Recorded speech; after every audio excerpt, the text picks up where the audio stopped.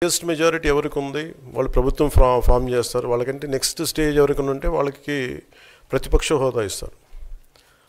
అంతేగాని గతంలో మేము ప్రభుత్వాన్ని పరిపాలించాం కాబట్టి మా ప్రతిపక్ష హోదా ఎవరికి ఇవ్వరు. కనీసం జనసేన కంటే కూడా ఒక సీట్ ఎక్కువ వచ్చినా కానీ వాళ్ళకి ప్రతిపక్ష హోదా దక్కేది. ఈ రోజున ప్రభుత్వంలో సెకండ్ లార్జెస్ట్ పార్టీ జనసేన. దాన్ని ప్రజల దృష్టికి తీసుకొద్దాం.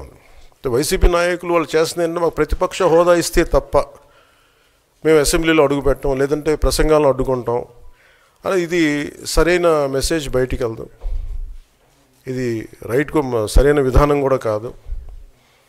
ఇది ప్రజలందరికీ తెలియజేయాలనుకున్నాం. ఇది ప్రతిపక్ష హోదా ఏ పరిస్థితిలో వస్తుందంటే మీకు రూలింగ్ పార్టీ కంటే కూడా అత్యధికంగా ఇంకొక సీట్లు వాళ్ళకంటే మీరు వస్తే దాని తర్వాత స్థానం మీకు వస్తే ఖచ్చితంగా ప్రతిపక్ష హోదా వాళ్ళకే ఉంటుంది.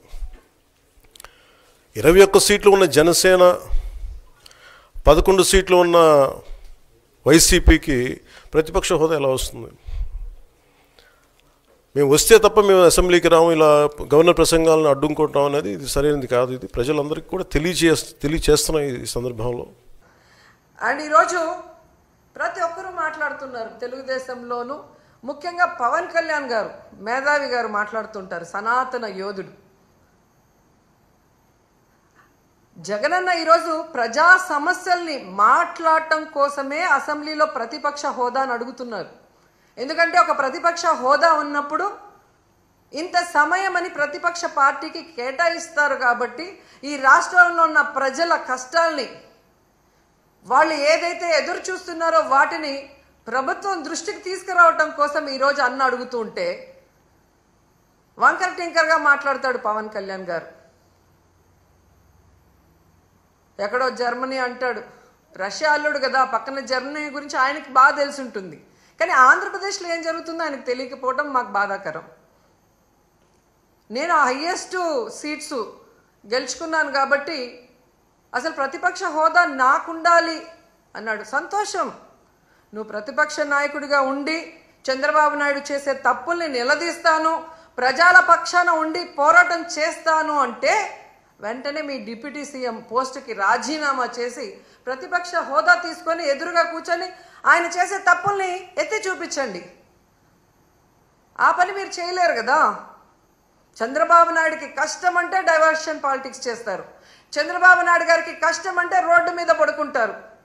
కానీ ఈ రాష్ట్రంలో ఆడపిల్లలు రేప్ అవుతున్నా, మర్డర్ అవుతున్నా, విద్యార్థులు రోడ్ల మీదకి వచ్చి చెప్పులతో కొట్టుకుంటున్నా, వాళ్ళకి జరిగిన అన్యాయానికి మీరు హాస్పిటల్ బెడ్ మీద పడుకొని ఏమీ విన్నట్టు ఉంటారు. ఎన్నికల ముందు మీ స్పీచ్లో ఆవేశంగా మీరు చెప్తుంటే నిజమని నమ్మిన వాళ్ళు ఈరోజు వాళ్ళ చెప్పులతో వాళ్ళు కొట్టుకుంటుంటే అయినా మీకు అర్థమవుతుందంటే అది కూడా అర్థం కాకుండా మళ్ళీ జగనన్నను బ్లేమ్ చేస్తున్నారు. మీకు నిద్రపోయినా, మెలుకున్నా, అసెంబ్లీకి వచ్చినా, బయటికి వెళ్ళినా ఎప్పుడు జగన్ జగన్ జగన్ జగన్ని ఎలా తిట్టాలి, జగన్ మీద ఎలా దుమ్మెత్తిపోయాలన్న ఆలోచన తప్ప మరొకటి లేదా? 9 నెలలైంది మీరు అధికారంలోకి వచ్చి.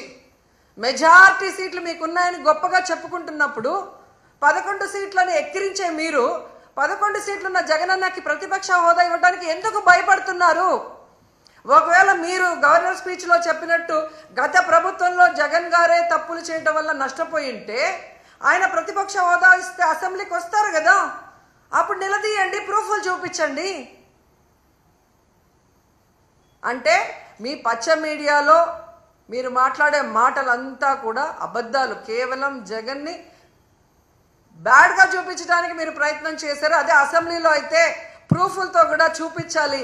అక్కడ జగన్ ఎంత మంచివాడు, ఈ రాష్ట్రాన్ని ఎంత అభివృద్ధి చేశాడు, ఈ రాష్ట్ర ప్రజలకు ఎంత వెల్ఫేర్ చేశాడు, ఎంత డెవలప్మెంట్ చేశాడో చెప్పాల్సి వస్తుంది. కాబట్టే ఈరోజు మీరు ఆయనకు ప్రతిపక్ష హోదా ఇవ్వడానికి నిరాకరిస్తూ మేకపోతు గాంభీర్యాన్ని ప్రదర్శిస్తున్నారు అనటంలో ఎటువంటి సందేహం లేదని కూడా ఈ సందర్భంగా తెలియజేసుకుంటున్నా.